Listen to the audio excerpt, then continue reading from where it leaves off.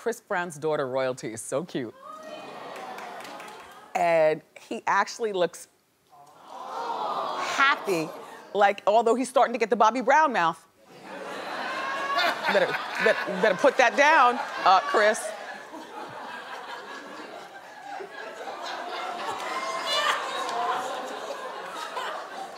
I know the telltale signs. I've lived. Oh, please, I've lived. I'm lucky to be alive. I've lived. Oh. I'm sober now, but it was a tough road to sobriety. F cocaine. It's a hell of a drug. I should know I was caught up in the matrix for over a decade. I can laugh at it now. But you know what I'm saying? Like, I'm sorry, nervous laughter from the host. You know what I mean? Like, I was a mess. F cocaine. Oh, yeah. You know? Damn it. Almost ruined everything, and then I would never be here. Oh. I've smoked crack. I've cooked coke. I've sniffed it. I spent 10 years sneaking and doing and lying and betraying, and it's not something I'm ashamed of because it's part of what makes me who I am today. Maybe that's why I ask you about the wigs and the weaves and let it all hang out even more so, because there's nothing worse than doing drugs. And cocaine was my choice of drug. I can tell you that nobody puts, coke to your nose but you. If you know anything about addiction, then you know there's only one person that can help the person addicted, and that is the person doing the drugs. Now, here's my thing. Whenever I hear somebody does drugs, and they use the word drugs, I never think weed. Like, you know what I mean? I'm not saying that weed is not a drug, it's just that when people use the D word, I just don't think of drugs. I think of other things, like coke, pills, mainlining, drugs. But one of the things about substance abuse that I find is that people are ashamed, which I'm so shocked. People are ashamed to admit, I have a problem with pills, I have a problem with alcohol, I have a problem with heroin, crack, or whatever it is that you have a problem with. And what I find is that if one person is brave enough to come out in your set and say it, or say no more, or want to get help or something, then you'll find another person will come out. The drug tests these days are like drug test 2.0. Like if anybody here is on probation, they could very well just come through the back door of the studio and give you a cup. And the thing about drugs, I've had a little experience. The thing about the drugs is that stuff like cocaine, you drink enough water and it washes out of your system immediately. I don't know what heroin does, but and scissor and stuff. But it seems to me like a lot of this stuff, the stuff that the kids are drinking, the codeine 5.0. Anyway, they call it lean.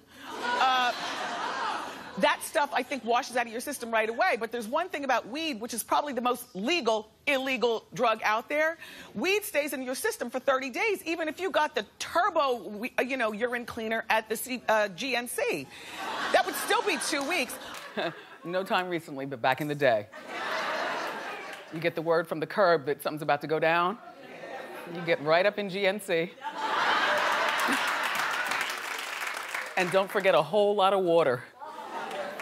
And I didn't go to rehab, I just quit cold turkey, but I love talking to people who've been in the matrix. The conversation, no matter what your income, what your color, how old you are, there's a commonality. You and I have been, in the past, drug offenders. Right.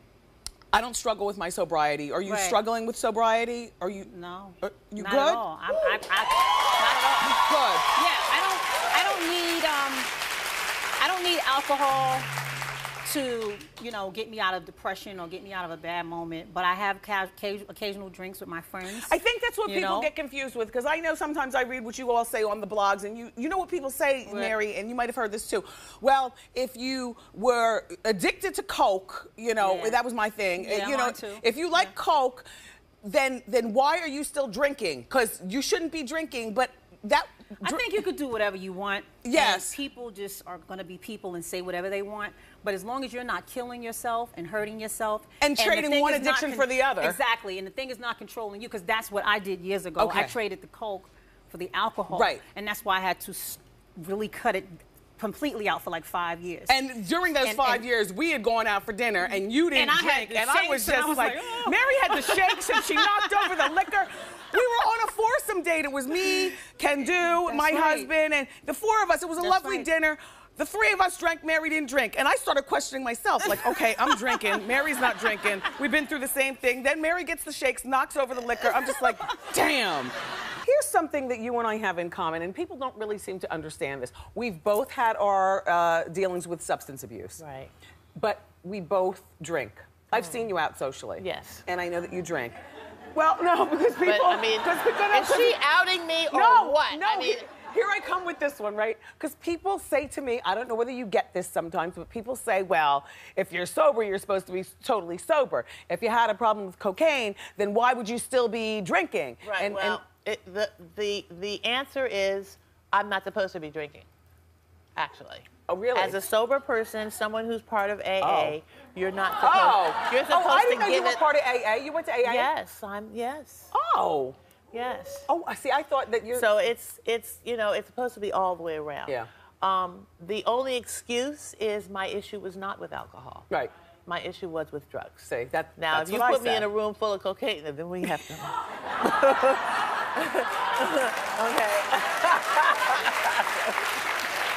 We might have a little problem, you know? This is what I want to know. Would you look like Natalie Cole going to get your drugs? Everybody knew me up in Harlem. Everybody knew me. Hey, Miss Natalie. Oh. And now you go into... As a matter of fact, Okay. in my autobiography, I mentioned the fact that when my first record came out, This Will Be, Yes? that particular day, I was on my way to get drugs. Hugging and squeezing and kissing and teasing. Yeah. Don't you remember the song, you guys? Yeah. What a happy song. I know. And the And elevator... it was summer. And the elevator smelled pissy, and the halls were full of graffiti back in the day. There was this amazing building on the corner of 110th and Lenox, which is where all the druggies went. Natalie, stop. I just, you know, know. I'm so glad. It's like thank another God life. for sobriety. Yeah. Yeah, thank God. Okay. But it just goes to show you can come back from anything. And you want to know what? And I love when people tell it like it was to teach all of us a lesson about something. And you can come back from anything. Anything. Kristen's way of delivering something so serious is by having a little humor in between. And you usually can't do that until you've totally kicked your thing and you look back and you kind of laugh at your own life. So how did you discover, or when did you discover that you were an addict? Well, my stomach burst open, so that was kind of like, No, I think I started going, this can't be good. This just can't be good, what I'm doing. Was this during Third Rock? Well, no, I actually met, I call him Mr. Morphine. I met Mr. Morphine, it's like a bad relationship, like he was the guy on the bike with the bat in the motorcycle jacket, like a bad relationship, and I met him on Third Rock, but I kept resisting his advances, telling him no. Yes. You know what I mean? And I'm a good little girl. Well, wait, morphine, you have to go someplace and you get a drip, or do you do a pill? That was the first time I met Mr. Morphine. I call him Mr. Morphine, but it means Vicodin. It's everything. Oh, okay. Yeah. Okay. But Mr. Morphine, when I first met him, it was morphine, because I actually did have a migraine, and as I say in the book, a real one. The fake ones came later. Okay. So the minute I had the shot, I went, well, this is it. Now I'm fine. Were you doing Third Rock stoned? No. The last year was like, you could tell something was wrong. Do you think your coworkers knew, but nobody said they did? John Lithgow said, like, he could tell something was wrong, but he couldn't, but I never, ever brought it on, like, I never brought it, once the cameras started rolling, I was fine, which makes me a functioning addict. Which is the worst kind. In 2006, you almost died. Yes, my guts burst in London due to prolific Vicodin overusage. I became septic, meaning all of my stomach contents entered my body. And it's really one of those things you should die from. Yes. And the fact I woke up 4 hours later in all of a sudden a bright red bathroom, I was like, whose bathroom is that? Yes. And in the most pain, I don't even remember. It was horrifying. I couldn't even scream. It was so bad. I was just. So I got the phone, and from there. And from there, I was in the hospital 2 months. And you it worked got your way- infected, and. So she comes from a place of addiction and drug problems, and Yes. now you're clean and sober. 6 years.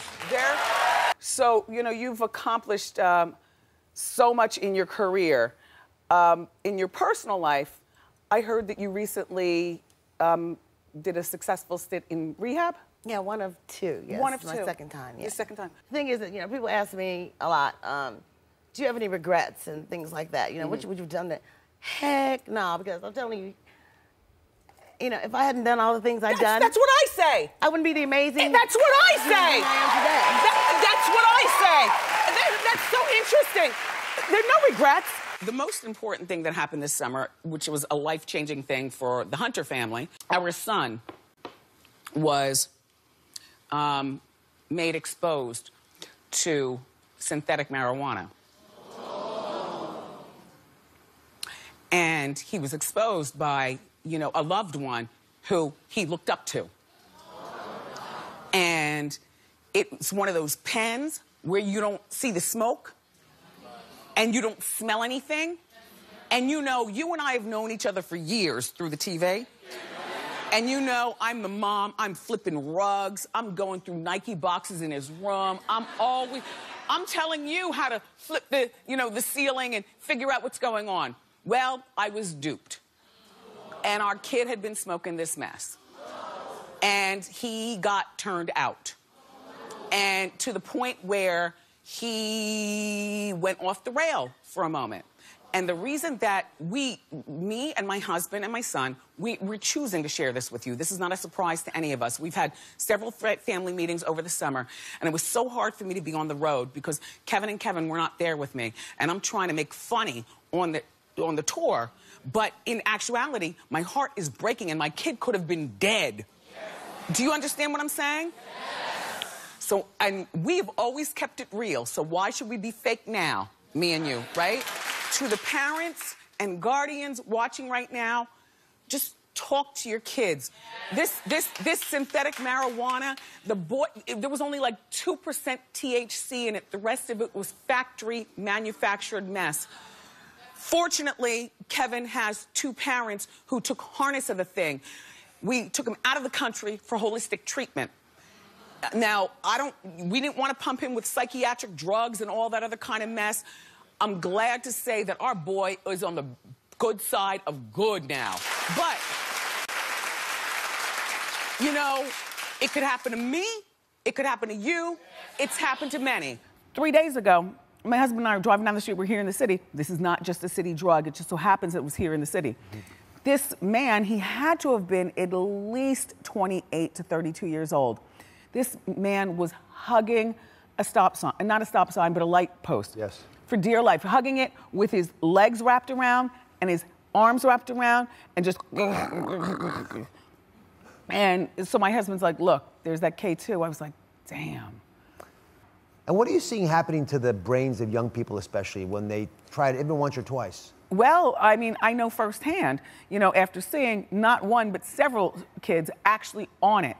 And you don't know it until you see it and it will shock you. They are like zombies. They don't know who they are. You become frightened of them. You step over them on the sidewalk. And now, because I've been talking about it, I know several people in my personal life whose kids have done this. And they haven't known what to do. They send them away. The kids come back and they're still not all together. It's frightening. Courtney Love. She says she occasionally, P.S. occasionally means more than occasionally, in my mind, drinks a glass of wine, does a bump of Coke, loves to pop her pills, Adderall, Xanax, Abilify, and Sonetta. Courtney Love always looks like she's hopped up on something. There's no secret there. Here's what Courtney says. She says, listen, if Orange is the new black star, Natasha Lyonne can burn down a house and Robert Downey Jr. can go to prison for 2 years, I deserve a second chance. I know there's hope for me. I think she does deserve a second chance. If Drew Barrymore can do it, If Robert Downey Jr. can do it, everyone can do it. And, you know, Drew has done just about every pill in the cabinet and snorted every line of Peru. And, you know, she was addicted by the time she was like 12 years old. And that's not an exaggeration. She got emancipated from her parents because I think she wasn't brought up, she was dragged up. You know, her mom, Jade, you know, just didn't do right by her. Jade has since been kicked out of Drew's life. And she posed for Playboy at 19. And that's just the beginning of the Drew Barrymore story. Now she's 37 years old, and she straightened herself up enough that she's, I just look at her, she's like, she's what you can be if you just get off the drugs and the booze. They're saying that it looks like the tides have turned for Lindsay. Disturbing. He's looking at her like, really? And she's ignoring him like, mm-hmm. She told Oprah that alcohol is her drug of choice. When Oprah said, what is your drug of choice? She said alcohol. Now, quite frankly, I think that a lot of people say alcohol when really they're doing way worse. Because alcohol is like that acceptable thing, you know, that, okay, if I just say alcoholism and go to rehab, I don't have to talk about the Coke or the Molly or whatever you're on, you know, everybody blames it on the alcohol. Now, you know how when you're up to things, the first thing you do when you hear the car pull up the driveway is you start hiding stuff. You know, like if you knew we were coming over with a camera and you knew you were a substance abuser, wouldn't you hide your substance right away? Here comes that big mouth Wendy and all her co-hosts. Let me hide stuff. Look at stupid, I mean, less than smart Lindsay. Last night, a moment of weakness. I want you to look closely. Roll it. Uh-huh. In conclusion, I think that Lindsay is still on the skids to Skid Row. So this young lady, Demi Lovato, you know, she's very open about her addiction problems. And I want her to keep talking because oftentimes child stars don't reveal deep secrets and trouble until they're like the age of Danny Bonaducci. And by then, well, that's the same age as many of us. I'm not dissing his age, but I'm just saying that kids and young people don't listen to old people. They listen to one another. But oftentimes, kids are not thoughtful enough or brave enough to share their plight with their generation. So they save it for a book when they're 49 years old, what's the point at that point? They couldn't go without probably like 30 minutes to an hour without cocaine, and I'd bring it on airplanes. And just wait till everyone in first class went to sleep, and I would just do it right there. Or I'd sneak to the bathroom and I'd do it. So that's how difficult it got. And that was even with somebody who I had a sober companion, somebody that was watching me 24/7 and living with me. I was able to hide it from them as well. I think she's a great role model, like I was saying, for young people, because, you know, young people don't want to listen to, you know, my old behind talk to them about drug addiction and stuff, and how I used to smuggle it on the plane and every place else also. But yes, I was the worst too. But now I'm not, and I got a talk show, and I'm sober. What I can't figure out is how she got high around her sober coach. That's sneaky, because you can hide a little glassine bag of cocaine any place. It's easy to hide. It's the behavior that you exhibit after you're high. You know, the sweating, the jaw winding, the constant trips to the peephole because you're paranoid. Oh, yes, crack is whack. But it was very good to me at a particular stupid point in my life. I've shared this with you in my book. I've shared this with you on this show. I've shared this with you on my radio show. I was a mess, you know, functioning, killing myself. Drugs wreck families, ruin lives. You know, you lose jobs. You know, Dr. Drew says you don't have a problem if the problem is not hurting your bank account or hurting your everyday life. For me, neither was happening. Back when I was getting high, Coke was $35 a gram. I was making a healthy 6-figure salary. I was a property owner, and I had the world at my feet. So it wasn't ruining my bank account, and I was still able to show up for work although I was a sweaty, high mess, honey. But I was there, and my bosses knew about it, and if you're reading this, you know. But they never called me out. Looking back on that, I wonder, because if I saw somebody falling around these halls, a sweaty mess the way I used to be, they would definitely be called out. Definitely be called out.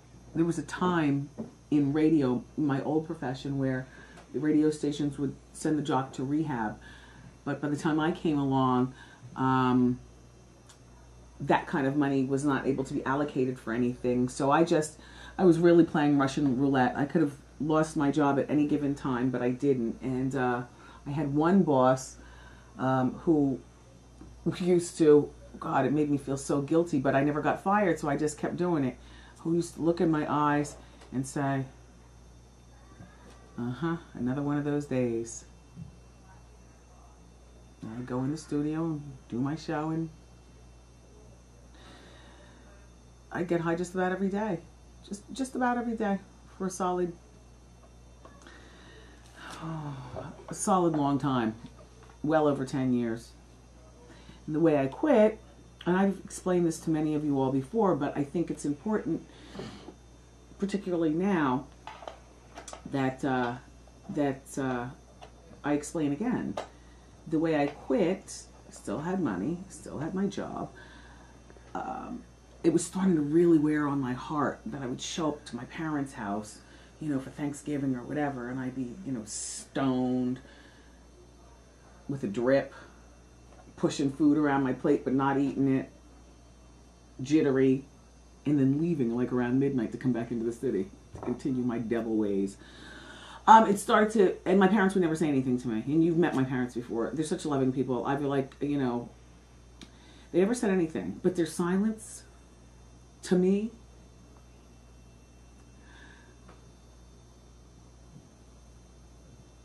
the silence, I think, might have hurt more. Like, after you get high all night and then you sober up and you think of all the, messed up stuff you've done and, whatnot. I think my parents' silence, my family's silence, hurt me more. And I never had boyfriends who got high because I always thought I could handle it. When I say high, I'm not talking about weed. And yes, weed is a drug, and I'm not a weed head, but I'm not talking about weed because I think that there's a huge difference between, this is our philosophical conversation in my head about drugs. Cocaine is the devil, okay? Crack is the next level of the devil. Weed is like kindergarten. I don't know what heroin is, and I certainly don't know what you all do with the pills. I don't want to know. And drink was never my drink of choice. Drink was never my drink of choice. But I would never have boyfriends who indulged. And that goes for Kevin too. And by the time I met Kevin, I was 29, about to be 30. He was 23. I thought it was just, another hookup. It ended up being something more real. He's from the streets, and, he's a hothead. And for all the hothead and street savvy that he is, the one thing that this big bad wolf could never talk down was me. Up all night. He's in there sleeping, 5 o'clock in the morning. I'm in the bedroom, in the living room, trying to cover the smell of my crack, hiding burnt spoons in the couch, sliding glass door open. I did used to smoke, and trying to cover the smell with Newports. But the point is that this big bad wolf, my Kevin, can rah and roar at everything, even to this day. To know him is to know. Woo. That's a hothead. But he couldn't say nothing to me. Like, it just hurt him so much. And he never said anything. So between him and my parents and coming up on my 30th birthday, and I had one marriage behind me that was only for 5 months. But I thought after realizing that maybe this guy could be something real, or, you know, at the very least, maybe one day I want a child, whether I adopt or have it with a husband or a boyfriend. I knew I was going to be a mother. It was just a matter of when. So I pared it down. Instead of getting high every day, I got high once every 2 days, and so on and so forth, and so on and so forth, until I stopped. And I stopped because I wanted to, because I wanted a better life for myself. And I never went to rehab, and I was never busted by the cops. And God, I remember in 2001, in 2002 or 2003, in the early 2000s, I had my autobiography, Wendy's Got the Heat. And I was up in the Bronx. I was signing copies of my brand new autobiography, which subsequently hit the New York Times bestsellers list. There were hundreds of people there. It was like rock star. I was so grateful. I was so grateful. Like, people were reading and they wanted to read about me. And I'm signing books, and I look up. It was the main dealer. It was my main dealer from back in the day. And at that point, I had come clean about exactly who I was and where I'd come from. It was all written in the book. I'd already talked about it on the radio. But it was like seeing the devil, you guys. And all I can say is, I'm glad that I've been honest, so that nobody can bust me out but me.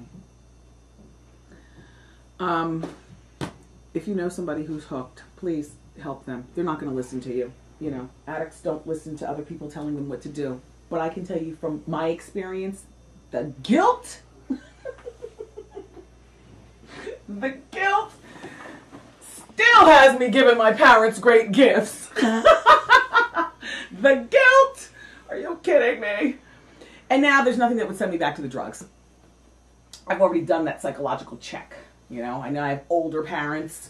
You know, sickness and death is not going to send me back to drugs. Marriage is very tumultuous. Sometimes you're here, sometimes you're... Divorce will not send me back to drugs.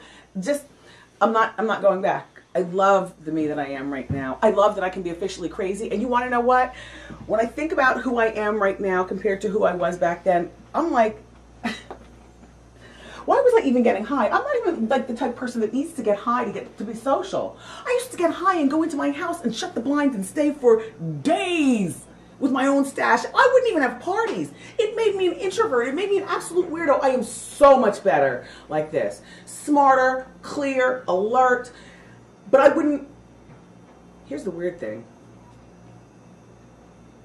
If I could go back, I would do the same thing all over again. Because there's something very Mary Poppins about my life right now that if I didn't have that back then, you know, to where, you know, yeah, I know the score. I don't know, I'd be a different person. Sobriety is the best. You know, Kevin and I have the Hunter Foundation for the Good of the People, and we recently launched our 888-5-HUNTER number for those of you caught up in the struggle of addiction. Well, for some time now, and even today and beyond, I have been living in a sober house. When you see me come to work, glammed up, right after the show, I go across the street, I do my Pilates. I told you 2 hours a day, I like to take care of my body. After I go to the Pilates, I go to several meetings all around town in the tri-state area. And I see my brothers and sisters caught up in their addiction and looking for help. They don't know I'm Wendy. They don't care I'm Wendy. There's no autographs, there's no nothing. It's the brothers and sisters caught up in the struggle. And it's been really interesting, this ride. But after I finish my appointments, seeing my brothers and sisters and, you know, breaking bread, I am driven by my 24-hour sober coach back to a home that I live in here in the in the tri-state with a bunch of smelly boys who've become my family. They hog the TV and watch soccer. And we talk and read and talk and read, and then I get bored with them. Doors locked by 10 p.m. Lights out by 10 p.m. So I go to my room and I stare at the ceiling and I fall asleep to wake up to come back here to see you. If you, or I know, either you're calling me crazy or the bravest woman you know, I don't care. If you or someone you know, our Hunter Foundation just launched last week. We have already successfully placed 56 people in recovery centers around the world, not just the country. It's a 24-hour hotline, 7 days a week. Call 888-5-HUNTER. And a shout out and acknowledgement to anybody else, you know, fighting addiction. It is a mother, but keep up the good fight.